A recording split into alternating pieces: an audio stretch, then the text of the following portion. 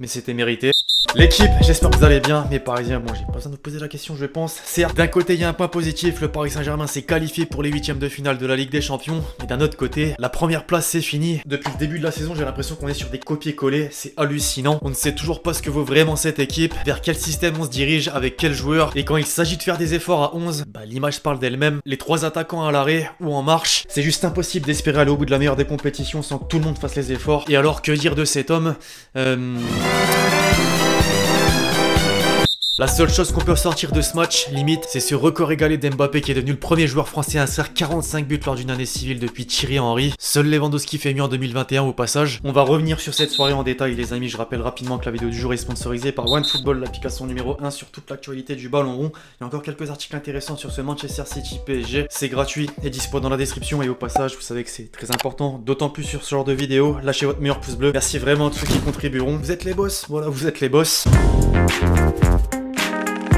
Avant toute chose, faisons une petite rétrospective de toutes les unes sorties dans la presse ce matin. En France, tout d'abord, le constat est le même que ce qu'on a pu voir dès l'intro avec le Parisien. Le journal L'équipe retient surtout la qualification, mais mentionne quand même le fait que le Paris Saint-Germain perd définitivement la première place. La bande à Messi et Neymar ont été moins forts que Jesus. Ce nom, là, en particulier, était tout simplement partout en Angleterre. L'homme qui a inscrit le but du break et amené la victoire aux Citizens était majoritairement au premier plan, que ce soit chez le Télégraphe, le Daily Mail qui le décrit comme sauveur, ou encore Metro Sport qui titre le cadeau de Gabriel. Pour le petit rappel, le Brésilien est seulement entré à la 54e minute et a apporté sa pierre à l'édifice donc. Le Guardian met à son tour une image de la célébration, mais constate surtout que City a été largement plus habile que Paris. Certains médias ont préféré faire le lien avec le mercato et plus particulièrement la rumeur qui tourne ces derniers jours. Elle concerne évidemment l'entraîneur parisien qui est envoyé du côté de Manchester United. Bouge ton voisin, mettait en gros et ironiquement le Daily Star en référence à l'autre Manchester. Plus de sérieux en revanche du côté de l'Express. Le quotidien indique que le dossier est mis en pause pour l'instant et que la recherche d'un intérimaire est lancée. Ça tombe bien, une piste semble se dégager si on regarde le haut de page de l'édition du jour du Mirror, c'est Ernesto Valverde. Voilà, dites-moi ce que vous en pensez.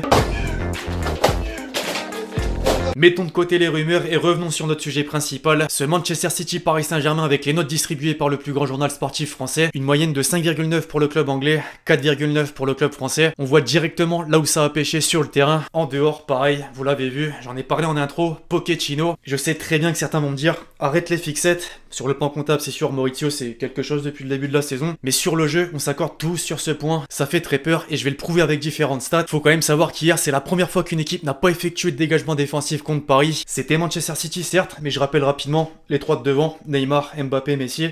Neymar, Mbappé, Messi. Comment c'est possible? Canal Plus, au passage, a dévoilé la map où il y a eu le plus d'activité. Et là, bah, je vous laisse juger par vous-même. J'ai des chiffres devant mes yeux. En première période, les Citizens ont touché 23 ballons dans la surface adverse, alors que Paris, seulement 3. Bordel. Pour en rajouter une couche, faisons la comparaison directement avec les autres entraîneurs du Paris Saint-Germain. Le ratio de victoire en C1, 10 matchs minimum. T'as Tourelle en haut à 64% et le bonhomme en bas à 36%. Après, il y a une chose sur laquelle on peut lui donner raison, entre guillemets, c'est l'absence de Verratti. Au milieu, ça fait forcément la différence. De l'autre côté, il n'y avait pas De Bruyne, Foden, Grealish non plus. Bon, parmi les points négatifs et pour revenir sur le rectangle vert, inévitablement Neymar. Je sais pas ce qui se passe avec lui depuis quelques mois, réellement. Plus on avance, moins il est décisif. Sur les 7 derniers matchs disputés en Coupe d'Europe, c'est 0 but et 0 passe D. La pire série de sa carrière dans la compétition. La seule chose limite qu'on peut lui donner, c'est son implication sur l'ouverture du score. Voire cette action, et encore, celle où les 4 de devant sont impliqués. Messi, Mbappé, Di Maria et le Ney qui n'a pas su concrétiser. Ce pourquoi il y a ce et encore. Afin de compléter mes flops, je venais de le citer. Sans surprise, la Pulga. En fait, je suis en train de réfléchir, mais il n'y a pas grand chose à dire à part marcher, marcher. Petit pont sur Sterling, marcher, marcher. Évidemment qu'on attend plus d'un des meilleurs, si ce n'est le meilleur joueur du monde. Il avait répondu présent à l'aller avec son premier but en Ligue des Champions, premier but avec le Paris Saint-Germain. Là, c'était pas le cas.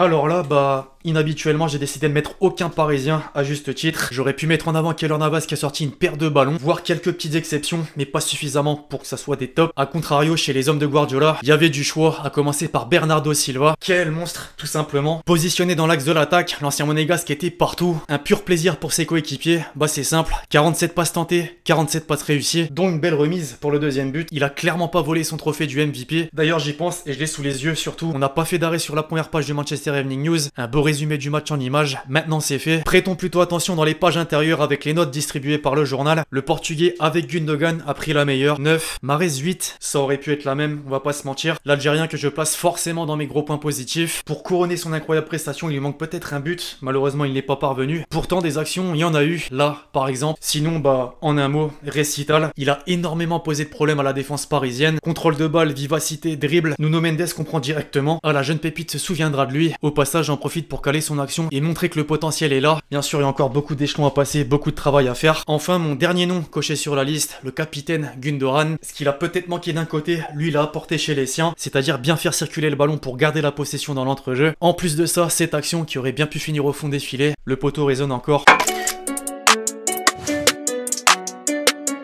Alors attention, je vous préviens les amis, gros fait de match aujourd'hui. L'échauffement de Sergio Ramos à l'Etihad Stadium. Blague à part, j'ai pas vraiment trouvé de moment à proprement parler. Plusieurs quand même qui concernent les gestes défensifs, dont ce sauvetage de Presco. Hakimi aussi, pour ne citer que, le score aurait pu être bien plus grave.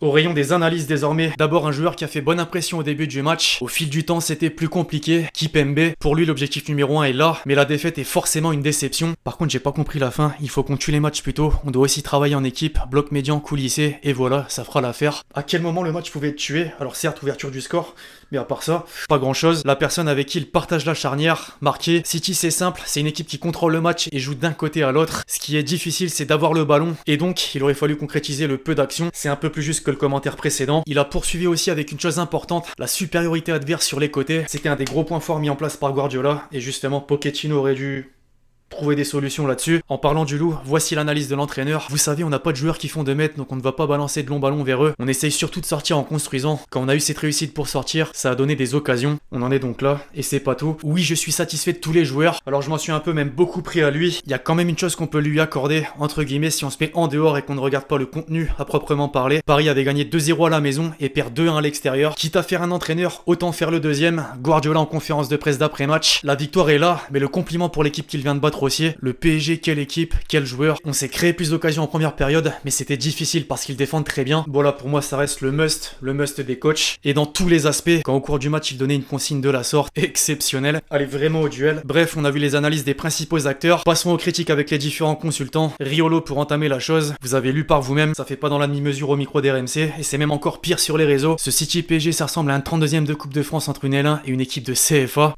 Anelka, lui, pointe du doigt le fait que le PSG ne peut pas se permettre d'être une équipe de contre avec les attaquants du 11, Neymar, Mbappé, Messi. 3 noms qui sont également sortis de la bouche d'un certain Titi Henry, en particulier pour leur non-repli défensif. Les équipes qui gagnent des titres ont leurs attaquants qui défendent. Tout le monde ou presque fait les efforts, voilà si ce n'était qu'un joueur, par exemple Messi, mais Neymar et Mbappé qui courent, là ça n'était pas le cas. Alors dans ce cas, faut-il en sortir un, voire 2 des 3? Bah non, forcément c'est impossible. Pochettino est obligé de les aligner. Sur ce même plateau en Angleterre avec la légende, Carragher n'y est pas allé par 4 chemins, c'est le cas de le dire. Pochettino doit quitter ce club, honnêtement c'est ce que je ferais à cause de ces 3 stars. La MNM justement, bref, un aparté sur les supporters, pas de fête extraordinaire, on n'est pas encore en phase finale, mais quand même quelques petites choses à voir, comme ce supporter qui a tout simplement vanné Messi. Peux-tu me donner le maillot de Foden? L'insolence. D'ailleurs on peut faire le lien direct au cours du match, Messi a vu un fan venir jusqu'à lui.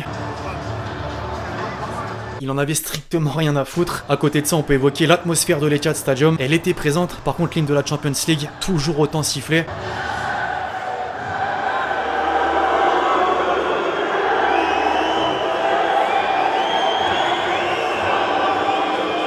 Quoi qu'il arrive, la mélodie est puissante.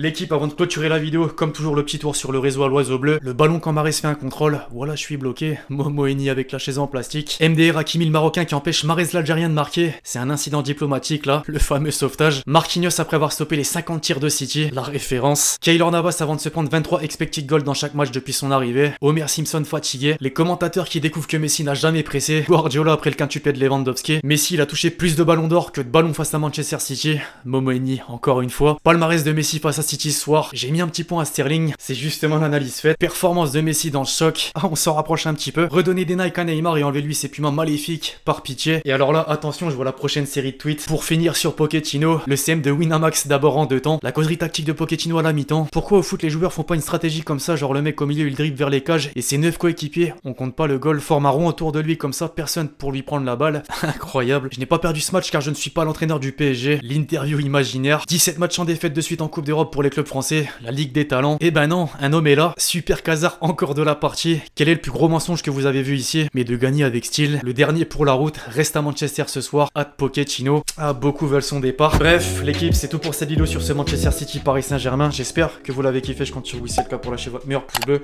Très important. Donnez-moi vos avis sur tout ce qu'on a pu aborder aujourd'hui, tant sur la vidéo que sur le match. Justement, d'ici là, on se retrouve très vite pour de nouvelles vidéos sur la chaîne. C'était Lex City. Ciao, ciao.